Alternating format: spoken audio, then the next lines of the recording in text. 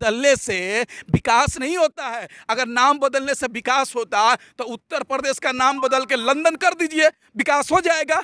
नाम बदलने से विकास नहीं होता। अगर विकास होता ना तो हम भी अपना नाम शाहरुख खान रख लेते और हम भी बॉलीवुड के बादशाह हो जाते और मेरा भी बेटा अयान खान हो जाता और मैं भी करोड़ों का संपत्ति हो जाता। नाम रख बदलने से कुछ नहीं होता है। प्यारा गाड़ी बन चुकी है। पहले कहावत था कि हेमा मालिनी का गाल सेव जैसा चिकना है, लेकिन अब क्या हो गया है?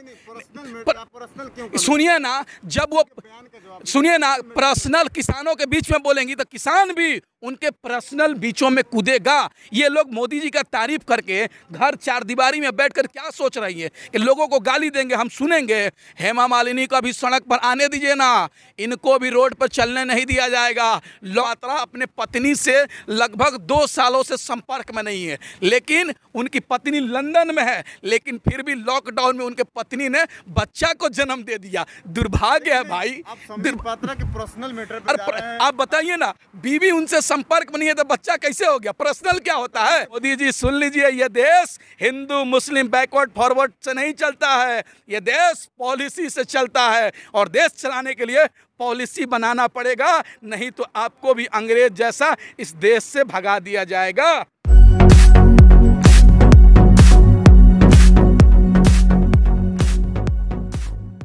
का बाप का देश है का मैंने उनका बाप का देश है, जो कहेंगे वही करेंगे।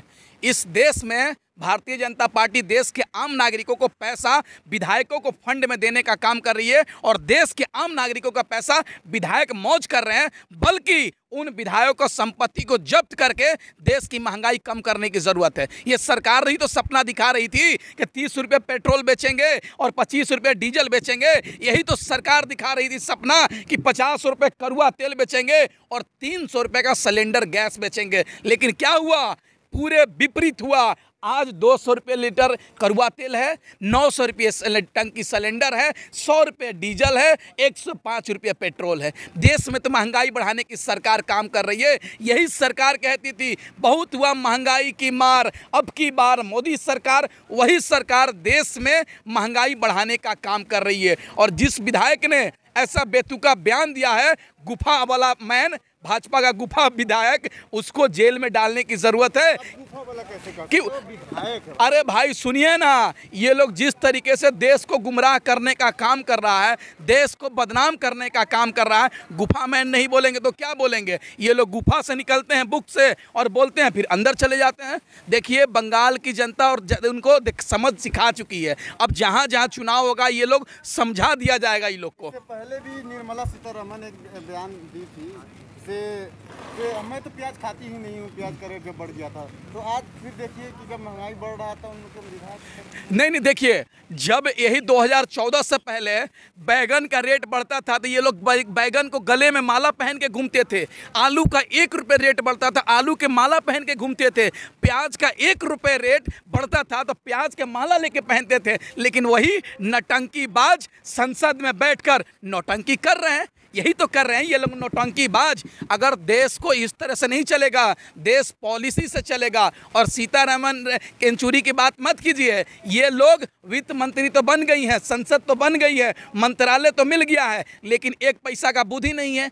केवल मोदी जी का चापलूसी करना है, मोदी जी को तारीफ करना है। देश चापलूसी से और तारीफ से नहीं चलता है। कुछ दिन पहले आपने देखा होगा, कंगना रनावत मोदी जी का तारीफ करती है तो उसको Z+ सुरक्षा मिल जाता है, Y+ सुरक्षा मिल जाता है। लेकिन जो आदमी देश के हित में काम कर रहा है उसको जेल में डाल दिया जा रहा है। यही तो देश में चल रहा है। सचिन तेंदुलकर मोदी जी का तारीफ करता है तो उसका बेटा IPL में चुना जाता है। यही तो चल रहा है। और किसान जब सरकार को आईना दिखाता है तो खालिस्तानी पाकिस्तानी आतंकवादी हो जाता है। जब लोग मर रहे थे तब बीजेपी के विधायक या नेता, कोई मंत्री सामने नहीं आए, लेकिन अब हेमा मालिनी बयान दे रही है कि कोरोना के रोकथाम के लिए मैं हवन करती हूँ। देखिए, ये सरकार को आप जान जाइए कि ये सरकार पहले कहती थी कि आयुष्मान भारत के तहत हर देश के नागरिक को 5 लाख का मुफ्त इलाज होगा। लेकिन देश में कोरोना महामारी आया तो ये सरकार 5000 का ऑक्सीजन नहीं दे पाई, 500 का इंजेक्शन नहीं दे पाई, 200 रुपए का एक बेड नहीं दिला पाई, एक वेंटिलेटर नहीं दिला पाई है सरकार। सरकार के गलत नीतियों के कारण हजारों की संख्या, लाखों की संख्या में लोग मर गए। और हेमा मालिनी की बात मत कीजिए। हेमा मालिनी 2014 में जब मथुरा से चुनाव लड़ रही थी तो हेलीकॉप्टर से उतरकर गेहूं काटने के लिए आ गई, लेकिन आज किसान सड़क पर है तो एक शब्द नहीं बोल रही हैं। उनकी बात छोड़ दीजिए, अब खटारा गाड़ी बन चुकी हैं। पहले कहावत था कि हेमा मालिनी का गाल सेव जैसा चिकना है, लेकिन अब क्या हो गया है? सुनिए ना, जब वो सुनिए ना, पर्सनल किसानों के बीच में बोलेंगी तो किसान भी उनके पर्सनल बीचों में कूदेगा। ये लोग मोदी जी का तारीफ करके घर चार दीवारी में बैठकर क्या सोच रही है कि लोगों को गाली देंगे, हम सुनेंगे? हेमा मालिनी को भी सड़क पर आने दीजिए ना, इनको भी रोड पर चलने नहीं दिया जाएगा। लॉकडाउन आप खुलने दीजिए ना, तब इन सरकार को पता चलेगा। पूरे देश के लोग सड़क पर आ जाएंगे। ये तो सरकार कोरोना महामारी के नाम पर लॉकडाउन लगा दी है। जिस दिन लॉकडाउन खुलेगा देश में, करोड़ों की संख्या में लोग ये सरकार के खिलाफ सड़क पर उतरेंगे। आप देखते रह जाइए। हेमा मालिनी के जो सुपुत्र है सनी देओल जो फिल्मों में देशभक्ति दिखाते हैं, ऐसा लगता है कि वही एक देशभक्त है और महामारी में कहीं नजर नहीं आ रहे हैं। देखिए, एक कहावत है, हर पत्थर चमकदार नहीं होता, हर देश मुंह से बोलने वाला हर देश का नागरिक देशभक्त नहीं होता। ये लोग देशद्रोही लोग हैं। एक महामारी आया तो देश के आम नागरिकों से पैसा कमाकर फिल्म बनाकर करोड़ों की संपत्ति बना लिया, लेकिन जब देश में महामारी आया तो 1 रुपए 2 रुपए भी देश के आम नागरिकों के हित में खर्च नहीं किया। पंजाब की जनता ने तो उनको सांसद भी बना दिया, लेकिन वो अपनी जो कार्य था उसको सही से करने का काम नहीं किया। अब लॉकडाउन तो खुलने दीजिए, सबका जवाब दिया जाएगा। जवाब उनका भी दिया जाएगा जो लोग कहते थे मैं देशभक्त उद्योगपति हूं, लेकिन जब देश में महामारी आया तो ये अडानी और अंबानी के परिवार हिंदुस्तान छोड़कर लंदन और ब्रिटेन भागने का काम किया है। उनका भी जवाब दिया जाएगा। आप लॉकडाउन खुलने का इंतजार कीजिए। इन तमाम लोगों को, इन तमाम देशद्रोहियों को इस देश से खदेड़ भगाया जाएगा। आप इंतजार तो कीजिए। उस रामदेव बाबा को भी गिरफ्तारी कराया जाएगा।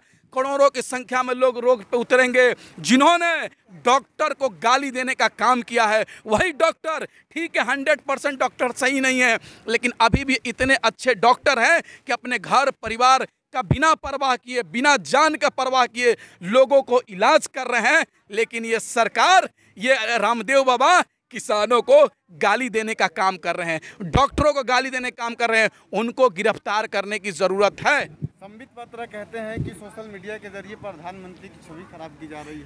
अरे एक बात बताइए ना, छवि किसका बिगाड़ा जाता है? जिसका इज्जत रहता है। ये प्रधानमंत्री का इज्जत है क्या? नकारा का, आवारा का, बेईमान का? ये सुनिए ना, प्रधानमंत्री के लिए सुने ही, प्रधानमंत्री ने अपनी गरिमा को खो दिया है, इस बात को समझ लीजिए। और उस संबित पात्रा की बात कर रहे हैं, वही ना, वही टीवी स्टूडियो में बैठकर दिन रात मोदी मोदी गाय गोबर करते रहता है और मोदी जी का चापलूसी करके वो एनजीसी का डायरेक्टर बन जाता है। और एक और बड़ी बात है, बहुत दुर्भाग्य की बात है, एक वाक्य है कि संबित पात्रा अपने पत्नी से लगभग 2 सालों से संपर्क में नहीं है, लेकिन उनकी पत्नी लंदन में है, लेकिन फिर भी लॉकडाउन में उनके पत्नी ने बच्चा को जन्म दे दिया। दुर्भाग्य है भाई। आप संबित पात्रा के पर्सनल मैटर पे जा रहे हैं। आप बताइए ना, बीवी उनसे संपर्क में नहीं है तो बच्चा कैसे हो गया? पर्सनल क्या होता है?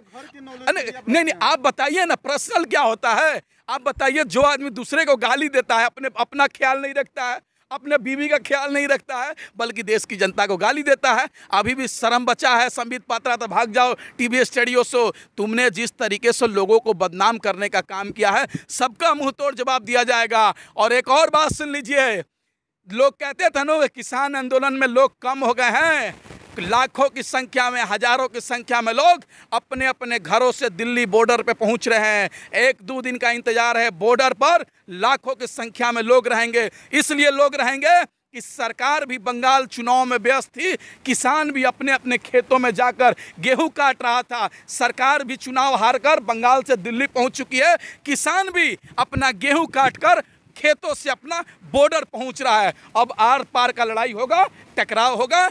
झूठ हारेगा, सत्य जीतेगा। तकड़ा होगा, किसानों की तो गिरफ्तारी हो रही है। अरे गिरफ्तारी कितनी लंबी, जेल तुम्हारी देख लिया है, देखेंगे। जीना है तो मरना सीखो, कदम कदम पे लड़ना सीखो। कितने लोगों को जेल डालोगे तुम? ये तुम्हारा तिहाड़ जेल कम पड़ जाएगा, और पटना का बेऊर जेल कम पड़ जाएगा, दिल्ली का मंडाउली जेल कम पड़ जाएगा, लेकिन किसानों की गिरफ्तारी कम नहीं पड़ेगी। ये आज़ादी की दूसरी लड़ाई है। ये लड़ाई केवल किसानों की नहीं है, इस देश के आम आदमी की रोजी रोटी की लड़ाई है, खाना की लड़ाई है, जिसकी लड़ाई है कि 100 रुपये केवल चावल बेचा जाएगा, 80 रुपये गेहूँ बेचा जाएगा, उसको बचाने की लड़ाई है। और ये सरकार को भी चेतावनी है कि सरकार सुन ले, अगर ये आंदोलन जारी रहेगा तो जिस तरीके से किसानों ने बंगाल में जाकर भारतीय जनता पार्टी को हराने का काम किया है, उसी तरीके से पूरे देश में जाकर इस भारतीय जनता पार्टी के खिलाफ प्रचार करेंगे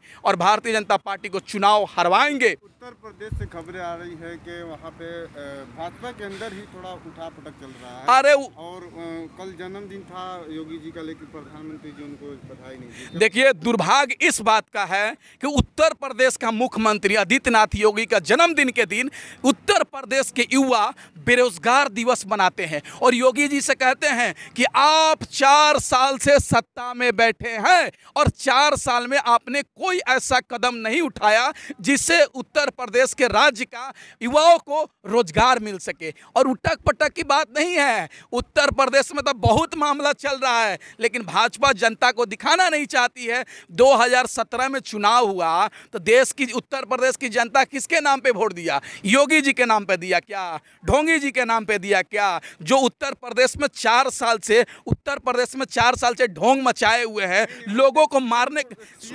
सुनिए ना, उत्तर प्रदेश में किसको मारा जा रहा है?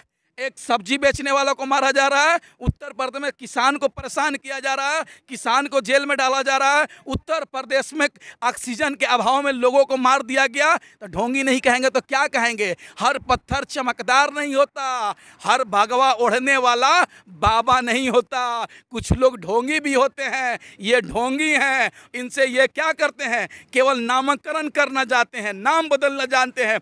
मुगल सराय का स्टेशन का नाम दीनदयाल उपाध्याय रेलवे स्टेशन, इलाहाबाद का नाम प्रयागराज। अरे भाई, नाम बदलने से विकास नहीं होता है। अगर नाम बदलने से विकास होता तो उत्तर प्रदेश का नाम बदल के लंदन कर दीजिए, विकास हो जाएगा।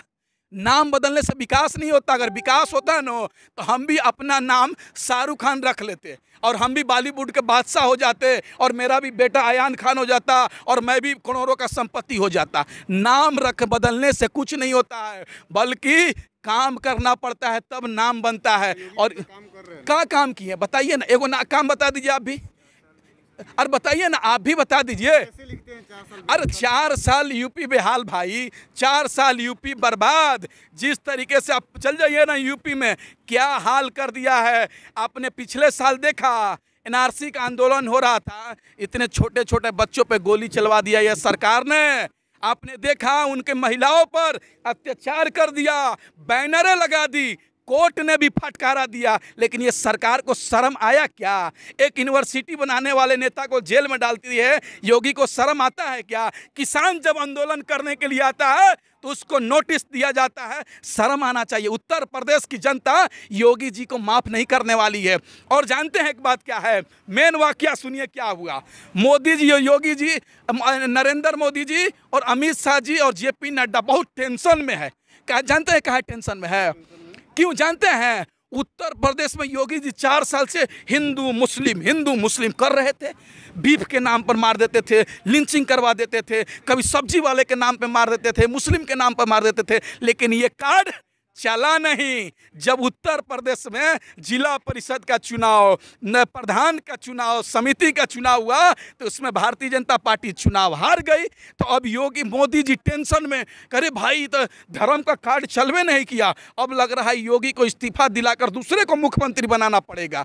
अब ये नौबत कैसे आ गई? मोदी जी सुन लीजिए, ये देश हिंदू मुस्लिम बैकवर्ड फॉरवर्ड से नहीं चलता है, ये देश पॉलिसी से चलता है। और देश चलाने के लिए पॉलिसी बनाना पड़ेगा, नहीं तो आपको भी अंग्रेज जैसा इस देश से भगा दिया जाएगा।